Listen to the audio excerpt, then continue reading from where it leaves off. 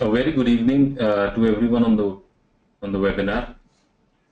Today we will be learning on advanced derivatives.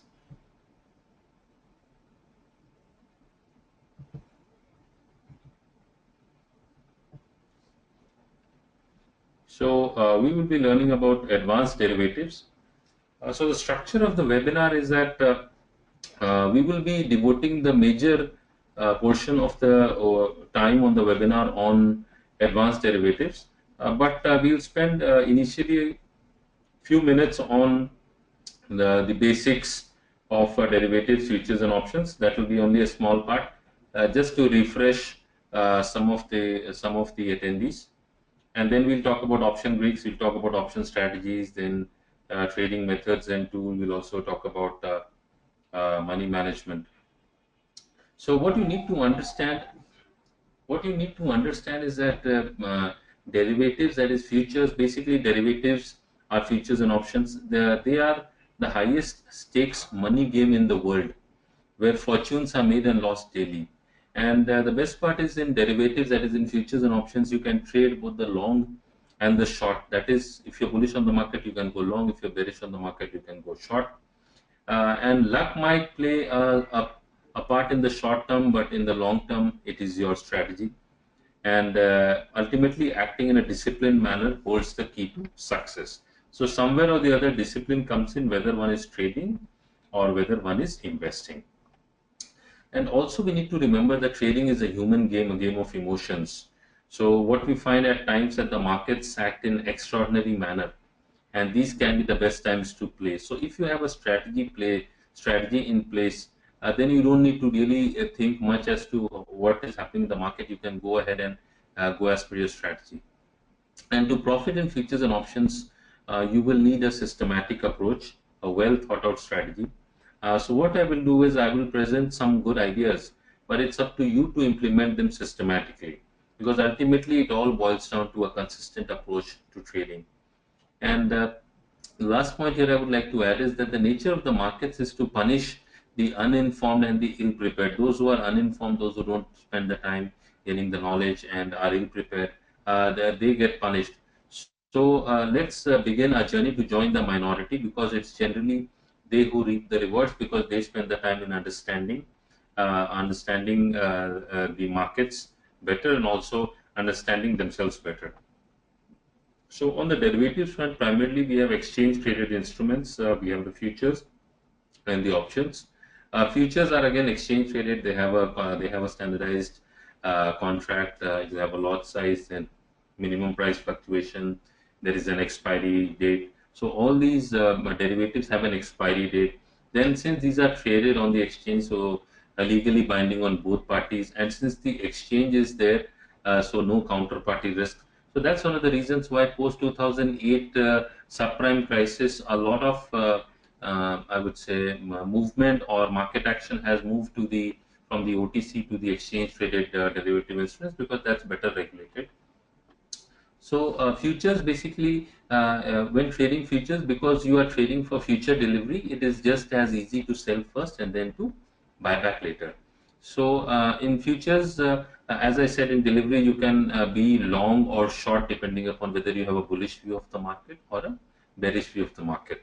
So likewise, if you are selling, that is going short, that is you are selling first and then covering it back later. So that is more or less, that is you are having a bearish view on the market or that particular stock.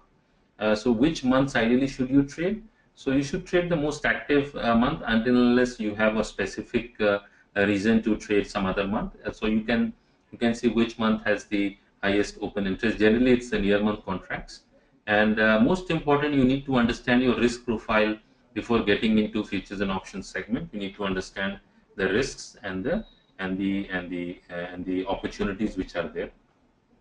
Just to give you a brief on the futures contract, this is a Nifty futures contract. We are looking at 30th March. So this is the expiry date, 30th March 2017. Underlying is the Nifty spot. You need to understand that each and every futures contract or options contract, they have their lot size, that is called the market lot. So Nifty, that is 75. So here in futures we have the near month, middle month, and the far month. And then you need to deposit something called as the margin money, and then we have the tick size. I'm just briefly refreshing this, and then I'll move to the more advanced topics. On the option side, we have again two types of options. You have a call option and a put option. Uh, when you're bullish on the market, you will buy a call option. When you're bearish on the market, you will buy a put option.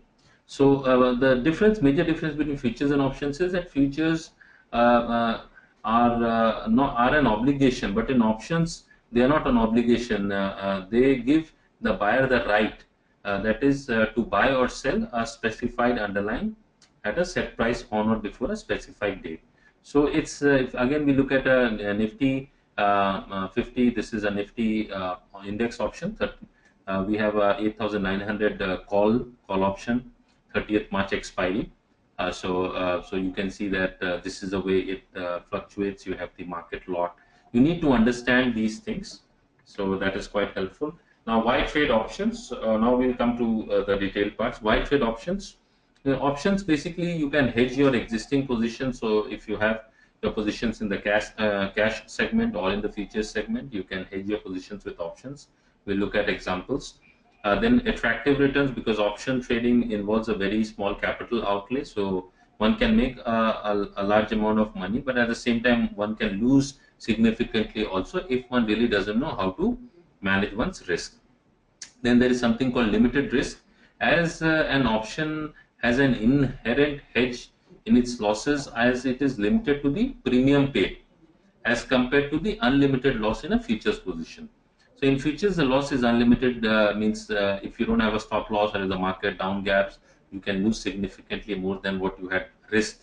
But in options, the maximum that you can risk you can lose is when you're buying options is the premium that you pay. But if you're writing of options, then again your risk is unlimited. Then we have lower risk and high volatility. So volatility in option markets is quite high at times, making possible handsome returns. And you can trade options in and option strategies in all markets, be it trending markets or range bound markets. So now we look at the types of options. We have something called the in the money, at the money, and out of money option. So we look at the call option. In call option, when the market price of the underlying asset, is more than the strike price, the call is we have it in the money, and the market price of the underlying asset is the same as the strike price. We have at the money, and then we have out of money. This is for the call option. So for a out of money call option, the market price of the underlying asset is less than the strike price. So we will look at examples also going forward. Likewise, in put option, it is the reverse of a call option. In the money, that is the IPM option, the market price of the underlying asset is less than the strike price, and out of money, the market price of the underlying asset is more than the strike price. We'll just look at this. This is something which I want to share with all of you. This is very clear. This is you can always look at it on the NSE website, nsindia.com. You have the option chain. You can look at which for stocks also and for indices also. So here we have the in the money, at the money, out of money options for Nifty. So in this case, if you see here, the Nifty is at you can see below, it's at 8946.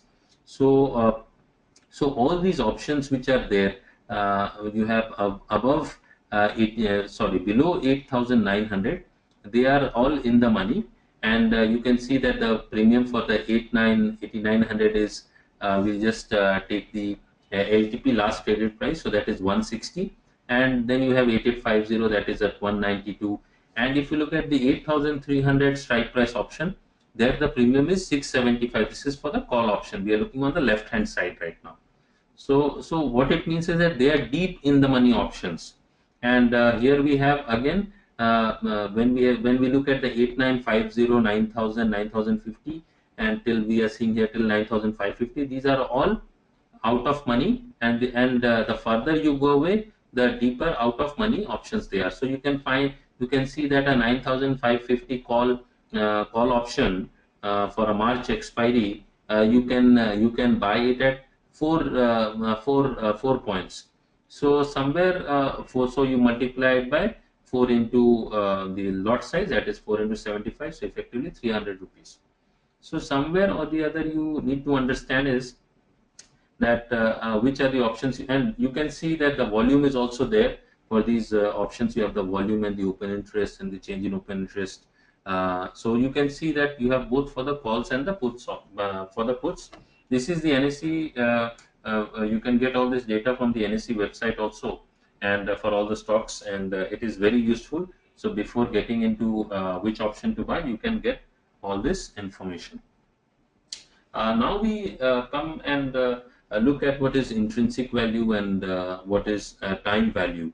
So first I'll just explain, and then I will give with an example, so it will be even better for all of you. So intrinsic value is basically the difference between the strike price and the current market price.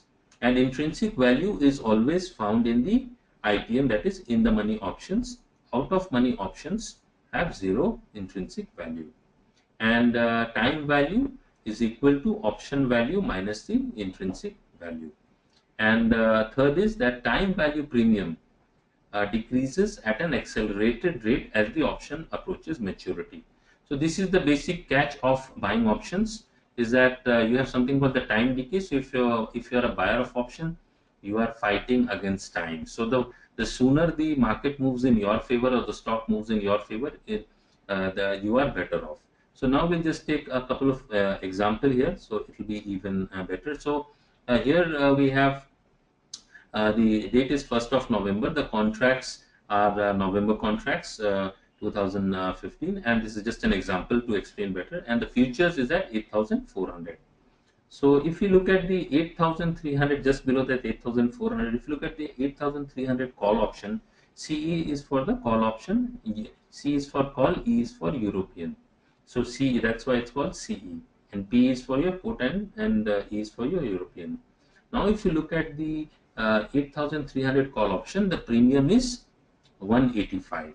So if you look at the intrinsic value, so what we've seen is that the intrinsic value is the difference between the strike price and the current market price. So what is the strike price? The strike price in this case is 8,300, and what is the current market price? That is 8,400 for the futures.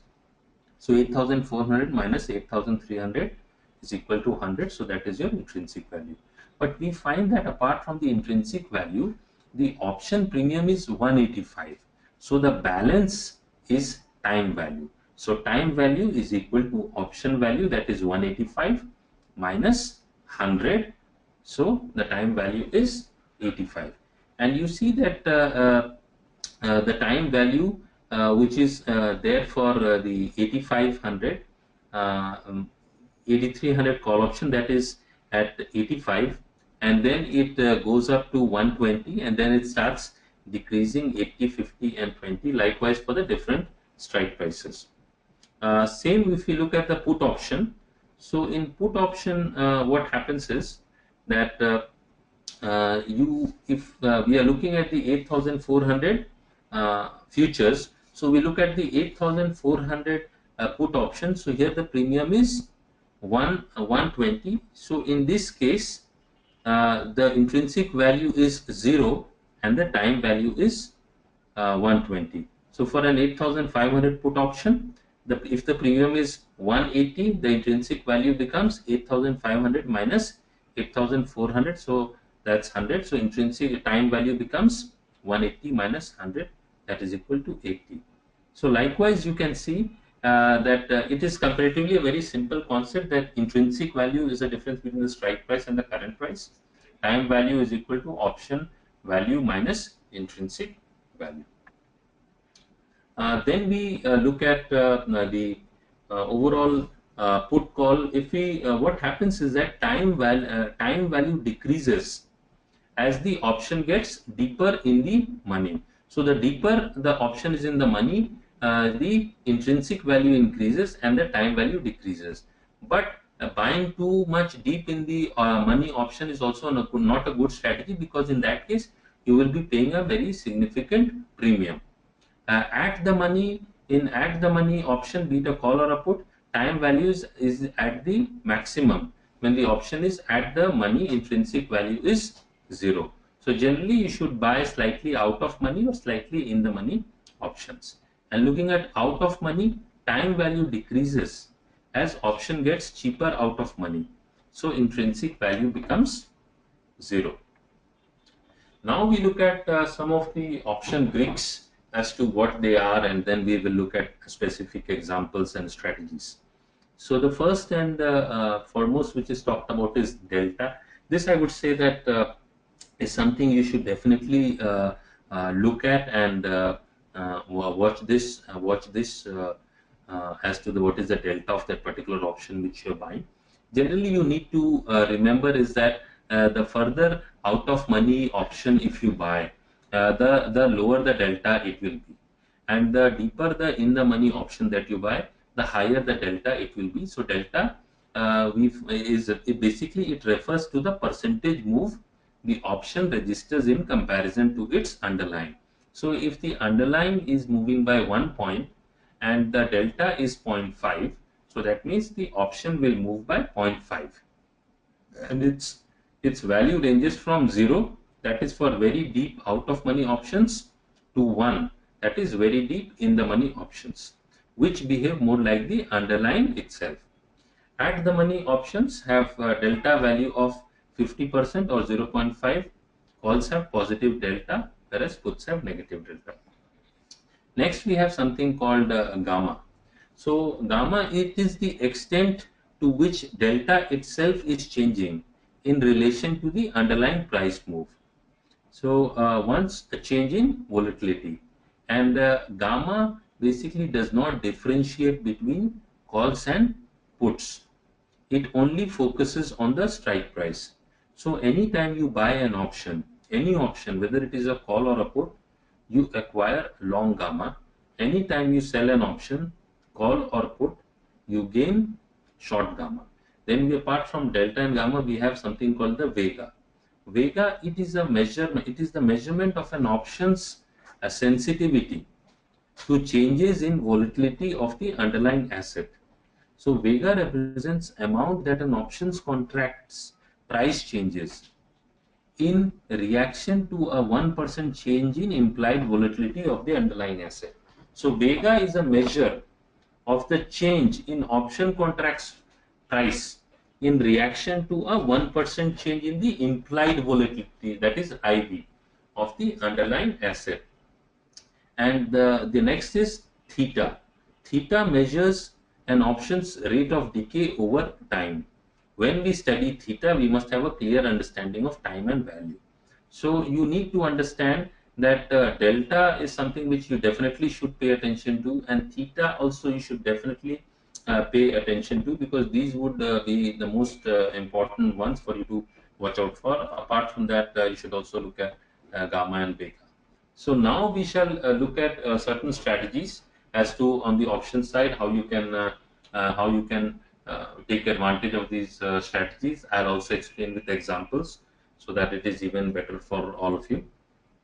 So the first is buying options to protect futures, which is called synthetics. So buying options to protect futures generally involves that you have a long future, that is you are bullish on the market, so you are long in a futures contract, but at the same time you are buying a put, or the other is you are buying a call with short futures, that is you are bearish on the market, so you are short futures, but you somewhere want to hedge your position, so you are buying a call option, because buying a call is bullish, whereas a shorting futures is bearish. So it is very helpful during volatile times and can help protect your downside. So say for example you are bullish on the market, but some event is going to happen, or there is some major announcement which could be in that particular stock, or it could be market based announcement which could impact the overall market. So in that case you could get into this trade, that is a synthetic. So if you are long futures, you could buy a put In this way, it will help you during volatile times and will also help you protect your downside. So when you are holding position in futures and the market has rallied or corrected sharply in your favor, you can use puts and calls to further tighten your exit points. So you can also use them to tighten your exit points. So this chart which you can see is of Kane India. So Kane India had a double top at 262 levels. So if we look at it, so one can hedge by buying the 260 January put at 3 rupees 60 paisa. This is just an example. At a point of time, these were the rates which are prevalent. So if you had your position and you still want to hold your position in the futures, you could buy a put option here. So here the premium was 3 rupees 60 paise and the LS is the lot size. So you need to understand what is the lot size of that particular stock futures. So in this case it is 3,500. So effectively you are looking at 3,500 into 3.6. Next, we have some other strategies are also there in options. We have something called the covered option writing. So in this case, what we saw in the earlier example that we were buying options. So as I said, buying options is comparatively an easy way of trading in the market, but at the same time, since the theta, that is the time decay, works against you, so if you don't make money in a short span of time, the theta can eat away a premium. So in this case, what you do is, so rather than buying options, you are selling options. So what happens in this case is, this is called covered option writing. So suppose you are bullish on the market, so you are long futures, that is you bought futures. So what likely you can do, either you can buy a put option or you can sell a call option, because we know that buying a call option is bullish. So naturally, if you're selling a call option, that becomes bearish, or vice versa. If you are short in futures, that is you're bearish on the market and you're short in futures, but at the same time you want to hedge your position or because of market volatility. So in that case, you can either buy a call option or you can sell a put option, because buying a put option, we know that it is bearish. So selling a put option is bullish. So this strategy can allow you to take advantage of the high options premium, but it is also risky in a volatile market. So the disadvantage of this strategy is that most you can make is the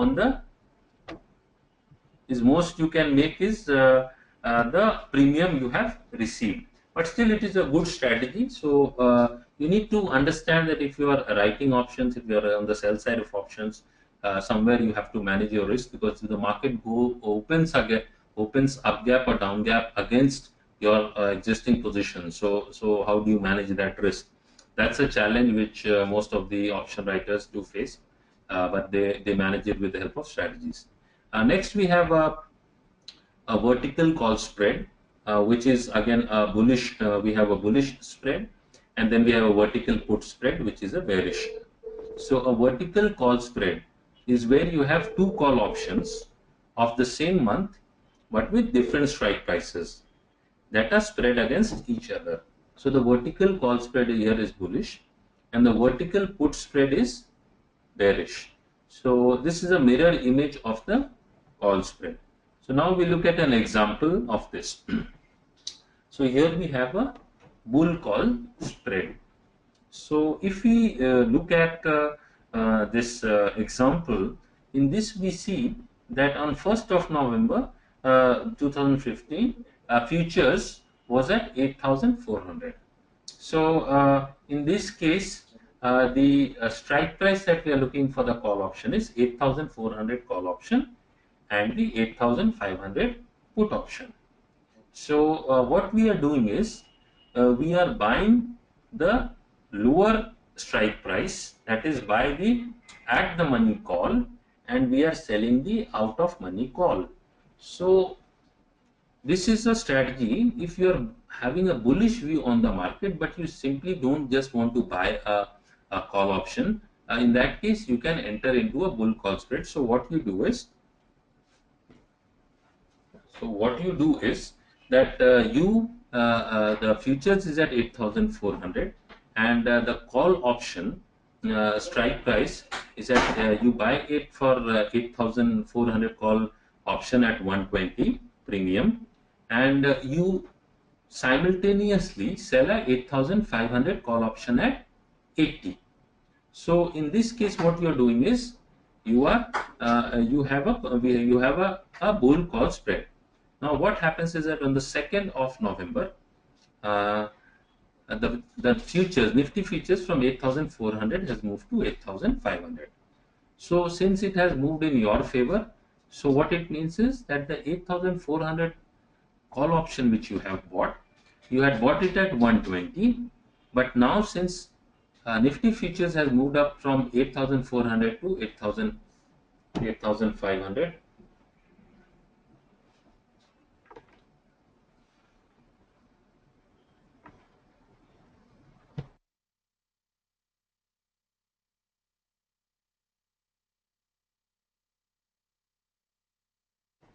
So what we see here is that the value of the option, call option, of the 8,400 call option has increased from 120 to 180. So on the 8,400 call option, you are making a profit of 60 points, whereas your 8,500 call option which you have sold at 80 is now also trading, because it is a call option and the market has moved in your favor, so the premium also increases. So from 80 it has gone up to 115. So the loss on the 8,500 call option is 80 minus 115, that is equal to minus 35. So you are losing 35 points there. So your net profit is 60 minus 35, that is 25 points. So you multiply it by a factor of 75, because Nifty lot size is 75. So generally what happens here is that you can overall look at a bull call spread as an opportunity or as a strategy which will limit your downside, or the risk to the downside is limited. And while at the same time, had you just bought a 8,400 call option, so at 120, and next day from Nifty futures from 8,400 moves to 8,500, so your call option value would also move from 120 to 180. So you would have made 60 points, but in this case you are making only 25 points. So what it effectively means is that those who want to trade strategies, but at the same time don't want to just buy a call option or a put option, this can be a good strategy for them. And in this case, if we take the other example, that when at expiry, we have the futures is at 8,500. So in this case, we see that the 8,400 call option is there is a loss of 20 points, because that was bought at 120, now the value is 100, whereas the profit on the 8,500 call option is 80. So net profit is also is 60. So what we see in the bull call spread is that the maximum profit that you get is the you look at the strike price, that is the upper strike price minus the lower strike price minus the net premium that you pay, that is the maximum profit. So the maximum profit is in the case the market remains above B at expiry. B is the upper strike price. So if the market remains above the upper strike price, then you have the maximum profit, and the maximum loss that you have is the net premium paid. So the maximum loss is in case market remains below A, that is the lower strike price in this case, 8,400 is the strike price, so it remains below expiry. So this is one strategy you can look at. And uh, and the vertical put spread, we were talking about the vertical call spread till now, so which is bullish. The vertical put spread is bearish. So in this case, what you are doing is you are dealing in puts. So you buy a example, buy a Nifty January 8,500 put, and you sell a Nifty January 8,400 put. So it is a reverse or a mirror image of the call spread.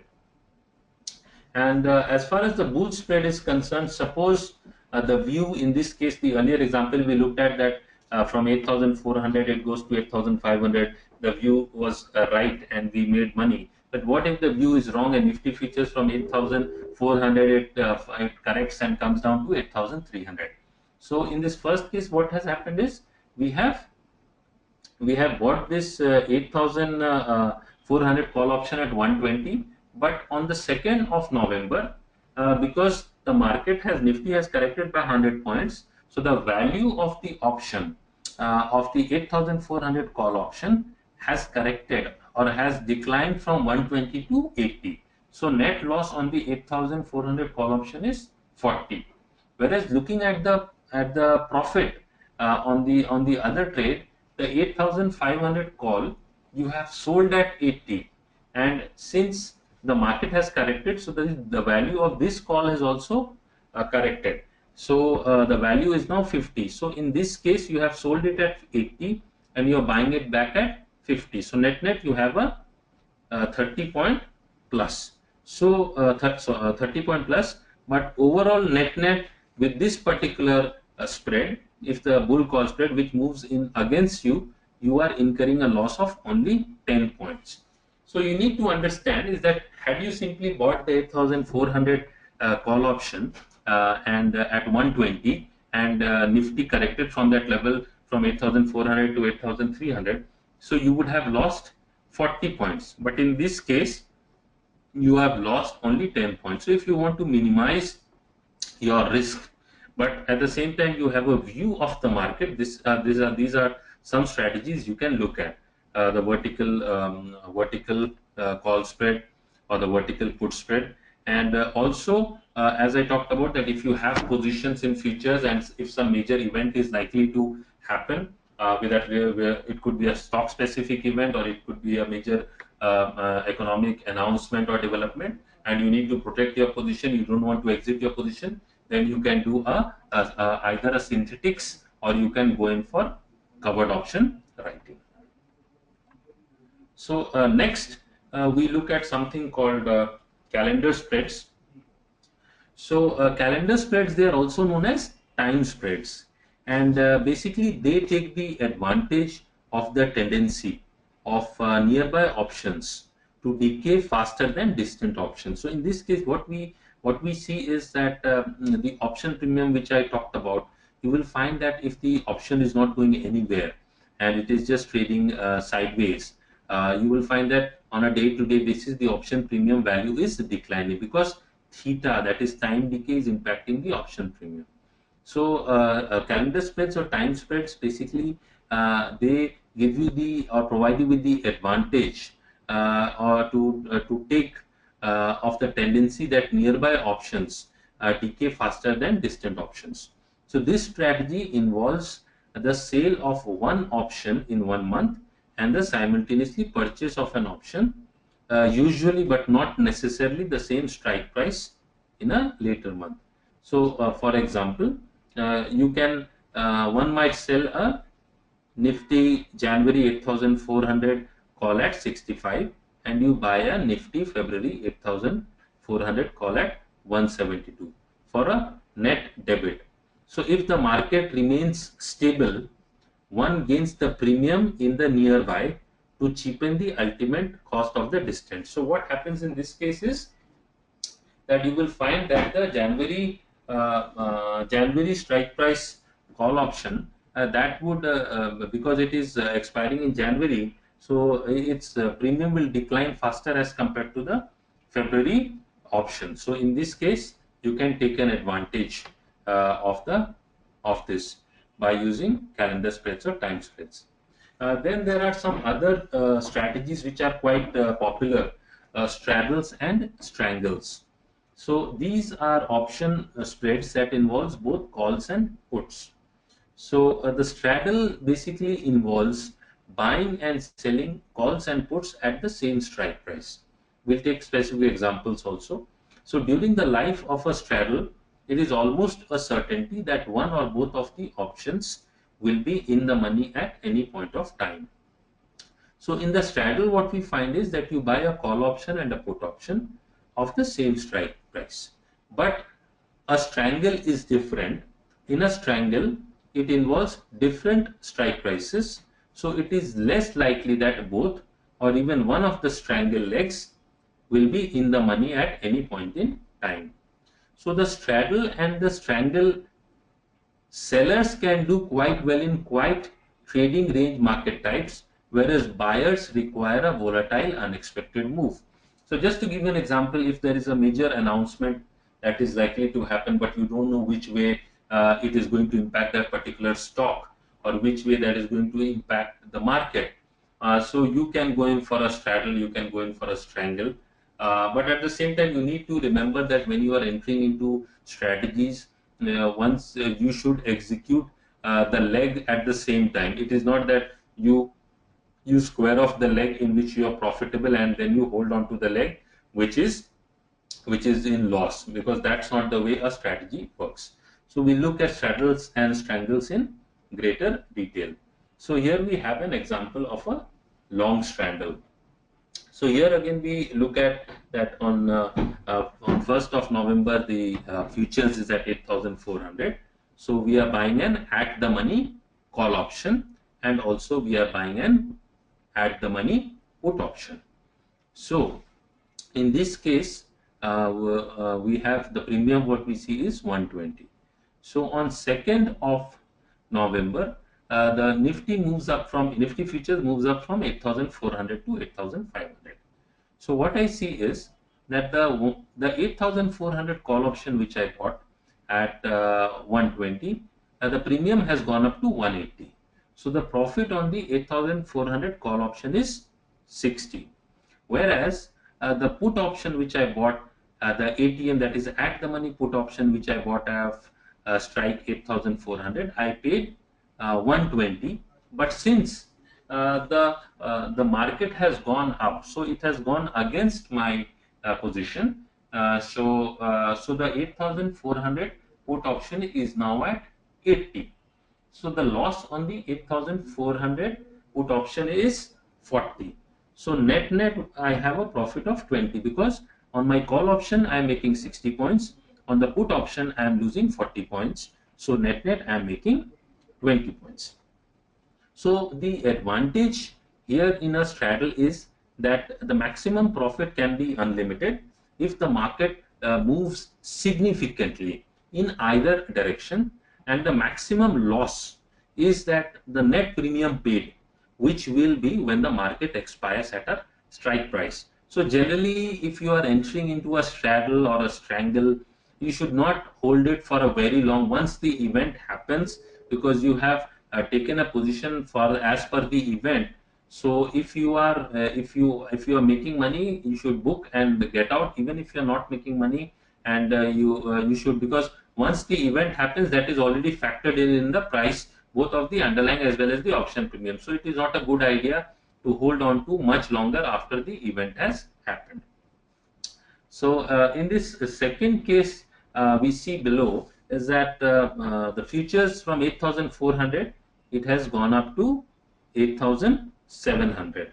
So the 8,400 call option which I had bought at 120 is now at 300. So whereas the put option which I bought at 120 is now worth 0. So net I see that the profit on the 8,400 call option is 180, whereas the loss on the 8,400 put option is 120. So the net profit is that I have is plus 60. So what you can see from this example is that your profits are limited, but at the same time your losses are also limited. So if you want to trade strategies, it's a good way to start, and you can also do some tracking. You get data on the NSE website of the Bhav copy, so you can look at major events when they have companies have announced their results or the government budget, how those days had you bought a at the money call option, put option, how it had worked. And you can also share your views and thoughts with us at webinars@angelbooking.com, and we shall definitely revert back to you. So the straddle is a good way, and short-term profits can be made if the market moves fast in either direction. Because generally, what happens is that just prior to the event, you will find that the IV, that is the implied volatility, increases significantly. So there are two ways of looking at it. One is buying a straddle. So you buy a straddle. The other one, naturally, if you're buying something, someone has to be there on the selling side. Then only the transaction can take place. So the advantage of buying a straddle is that you know to the penny your maximum risk on the trade. So what is your maximum risk? You know. The disadvantage is that you must overcome double premiums to be profitable. So then the question is, why do we do this? The only situation in which this makes any sense is when you anticipate a volatile market but do not have an idea which direction the market will move. So you are expecting that there could be some major movement in that particular stock or in that particular nifty because of, maybe it could be a budget day, it could be a US major announcement, some major economic announcement, or whatever, or a stock specific big news, anything. So but you know that some event is likely to happen, so you take a position. Whereas selling a straddle, so this strategy places the odds in your favor. So if you're a seller of a straddle, it places the odds in your favor but raises the level of risk. So if the market trades within the range, one makes money, but any significant move in either direction could lead to significant losses. So if you're a buyer of straddle, you know what is your maximum risk. But if you're a seller of a straddle, then you will only make money if the market remains range bound. But if the market moves significantly in either direction, then there is a possibility of a significant loss. Next, we look at a strangle. What is a strangle, and buying a strangle versus selling a strangle. So the strangle is similar to the straddle, but there is one important difference. The strangle uses different strikes. What we saw earlier in the straddle was that the straddle uses the same strike price for the call option and the put option. So you buy a call option at the same strike price as well as the put option of the same strike price, and that is generally at the money. Whereas in a strangle, the strike prices are different. So again, as a buyer, because you are again buying a call option and a put option, so your risk is limited. Here one is basically taking a greater leverage position, but view remaining the same, but expecting heightened volatility. So you can, if you have a slight view of the market, you can go into a strangle, and at the same time volatility has to be high for a buyer of strangle to make money. And selling a strangle, this strategy is profitable most of the time because at least they do not totally overcome the premiums paid. In this case, what happens is that you are writing two out of money calls, but this does not necessarily put odds doubly in your favor.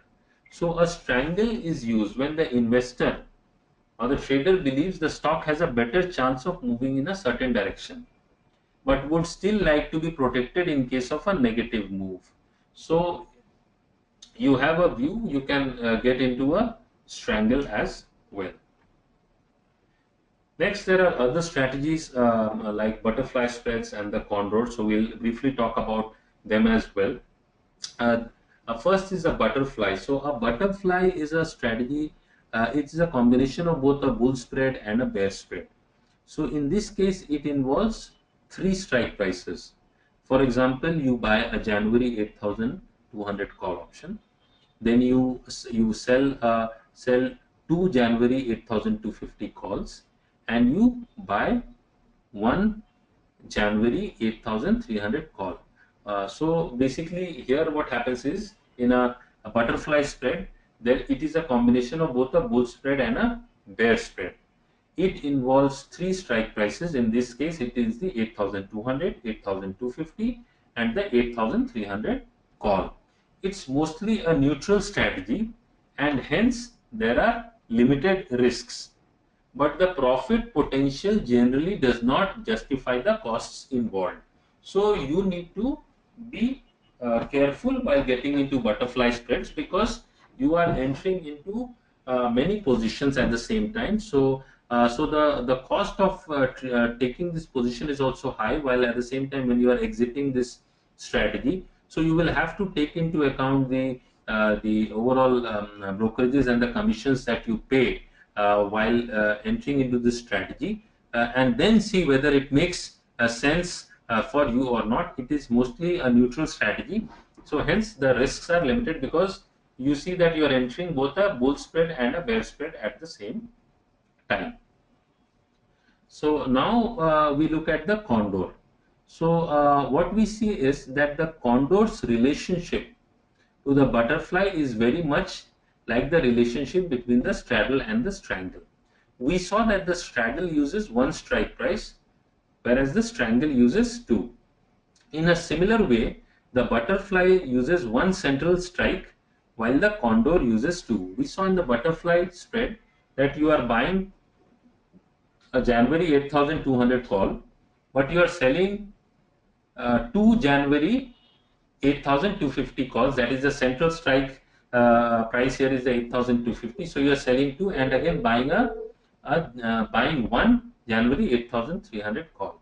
Whereas in the condor, the central strike prices is not 1, it is 2.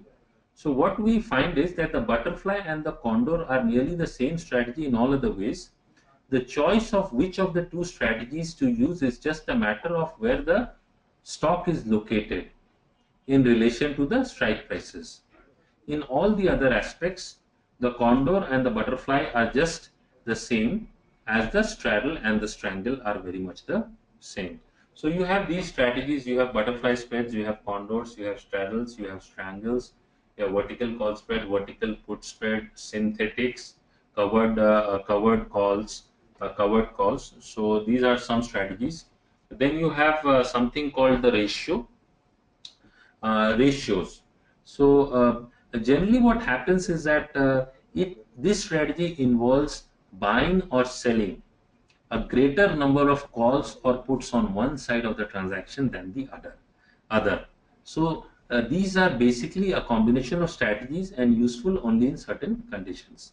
To look at it from a different perspective, a ratio write means someone who's writing a ratio generally involves selling a greater number of options than the underlying futures position, with the most common being 2.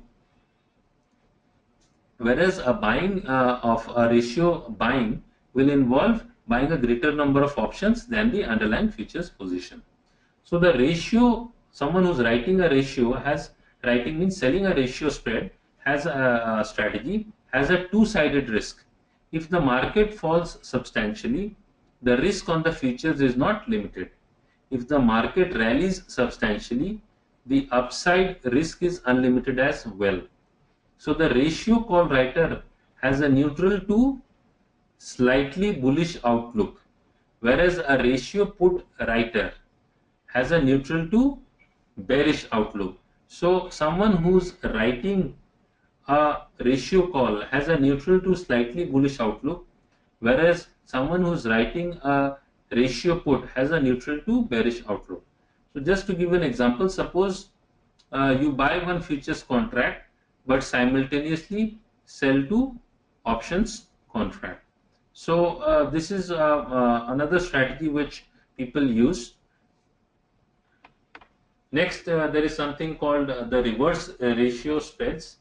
It involves selling a call or put at one strike price and then buying a greater number of calls at a higher strike price or buying a greater number of puts at a lower strike price. So generally reverse ratio spreads, in this VR, it involves selling a call and then buying a greater number of calls at a higher strike price, or it involves selling a put and then buying a greater number of puts at a lower strike price. This is also commonly called a back spread, that is a reverse ratio spread. One can look for back spreads where one anticipates a relatively substantial move for the best profits. So where there is a significant sort of move which one is expecting, then one can get into a reverse ratio spreads. Now we just look at a few of the examples, strategies as per market conditions. So for example, you are bullish on the coming month.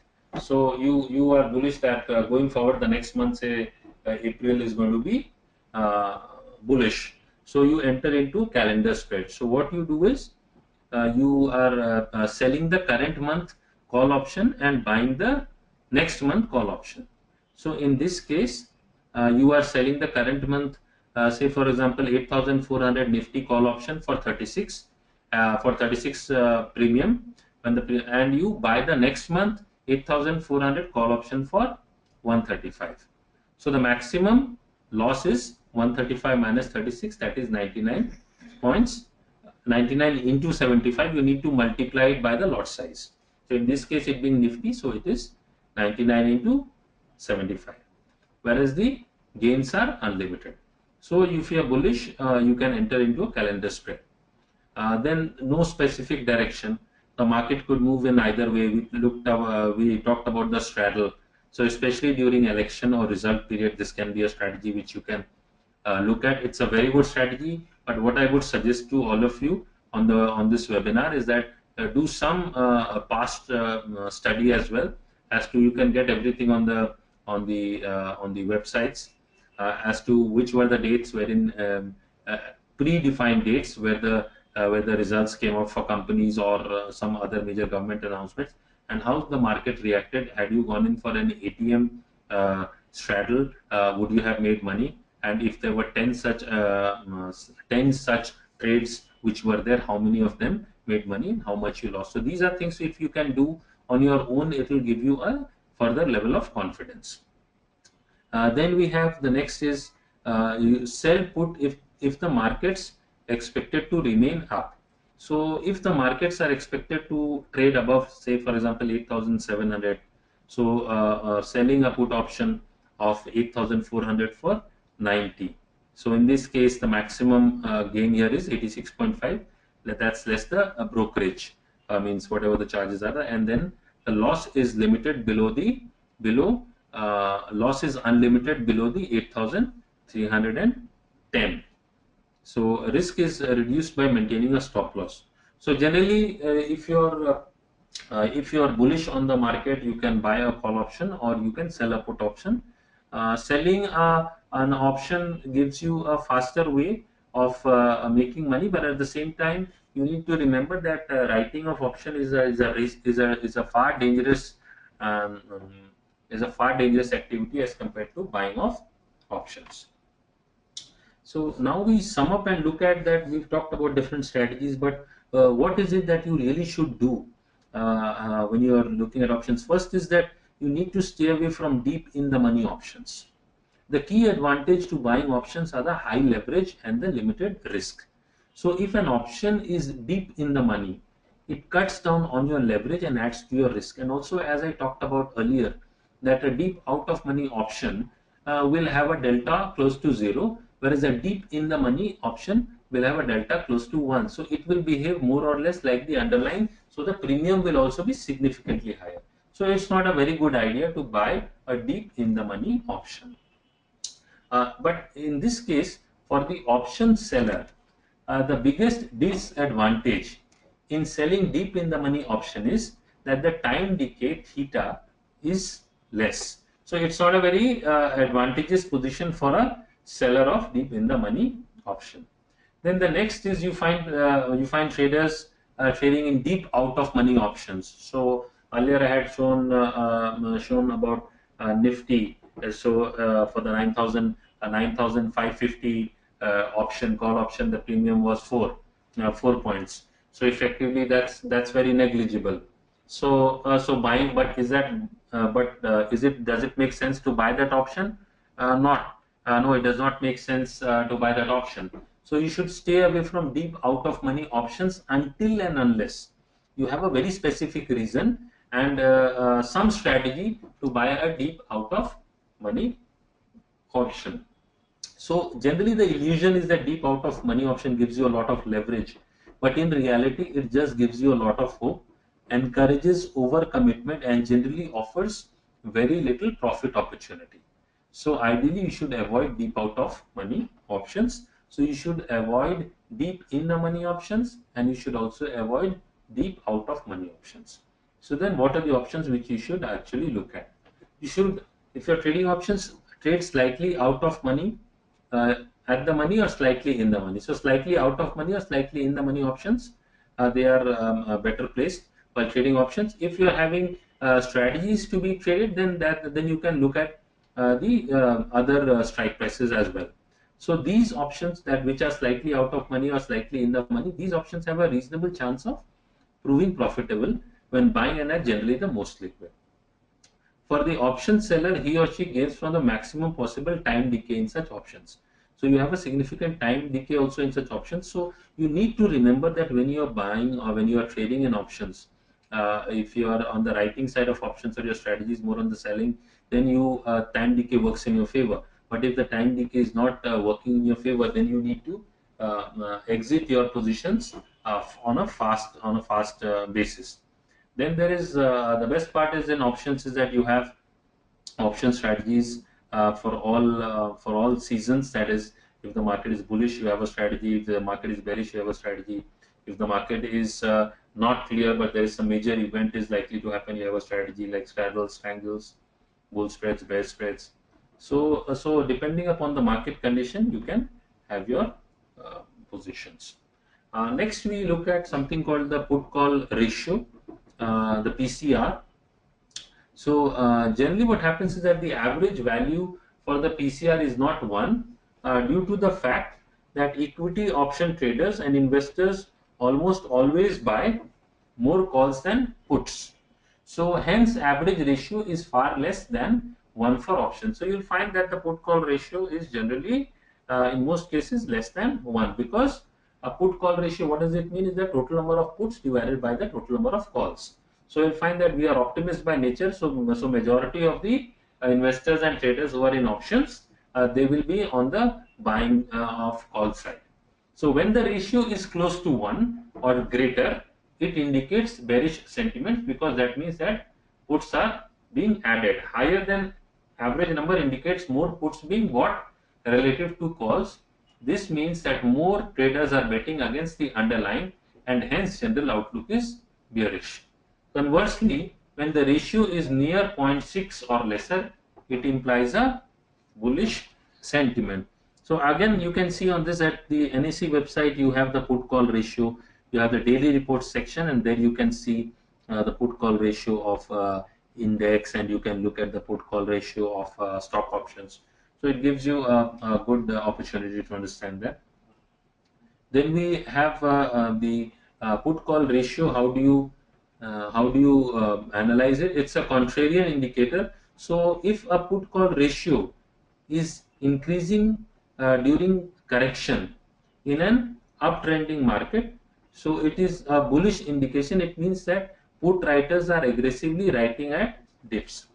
Whereas if the put call ratio is steadily rising during the day along with the Nifty, this is just an example of the Nifty, it is considered bullish. It could be a stock, so it would apply the same way.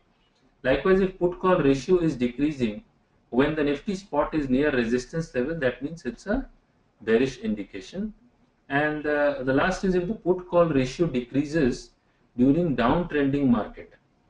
This is a very bearish indication. It means call writers are aggressively writing at every rise, or put writers are closing their positions, cutting losses.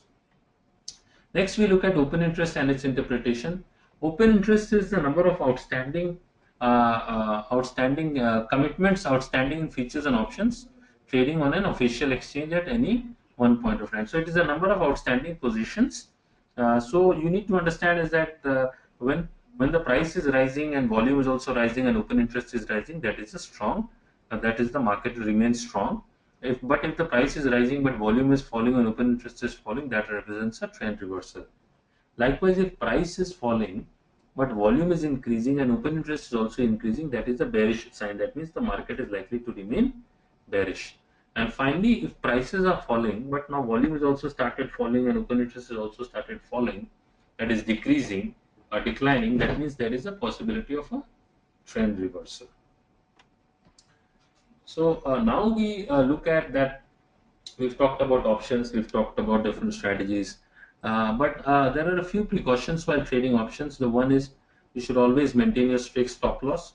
When you're having strategies, there also you should define your maximum risk. Don't generally hold till the expiry until unless your strategy says so. And don't have your stops as per the option low, rather use it as the underlying. That's a better way.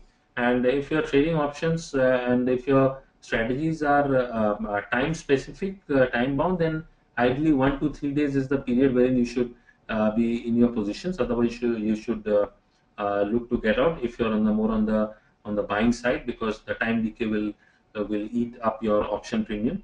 For the writers, the time decay is a delight. Then the next is never average a losing position. If you're in a losing trade, don't average the losing trade. Better get out of that trade and then take a fresh trade. As the option nears the expiry, the value of the option reduces due to time decay. Losses are limited in buying of options in comparison to selling of options. So there is an urge to sell options, but you need to be careful until unless it is part of your strategy or until unless you really understand. Always prefer to take view in options closer to market price, that is in the money option is better than out of money, deep out of money option. And becoming emotionally attached to one's position is generally not the right thing to do, because you need to understand that if you are into trading and if you're having your strategies, you're working on strategies, you need to think like a businessman, you need to act like a businessman. So it is a business risk that you're taking. So somewhere or the other you don't need to get emotionally attached to your position. This unfortunately is a major handicap for most of the traders. And the last point is learning to ride winning positions and cutting losing positions is the hallmark of a successful trader. So if you can learn how to minimize your risk and hold on to your profitable trades, that can be increase your profits, that increases your probability and odds of staying in the game and reaping benefits. As far as Angel is concerned, we have some of our tools. We have the Angel Advanced Charting tool, which in which you can plot option premium charts as well, and we also have the Angel Options Analyzer, which is part of the Speed Pro. So if you all are using it, that's really nice. If you all are not using it, I would recommend that you should definitely look at it. Again, for that, you can write to us at webinars@angelbroking.com with your client code. So we will do the needful. Thank you very much.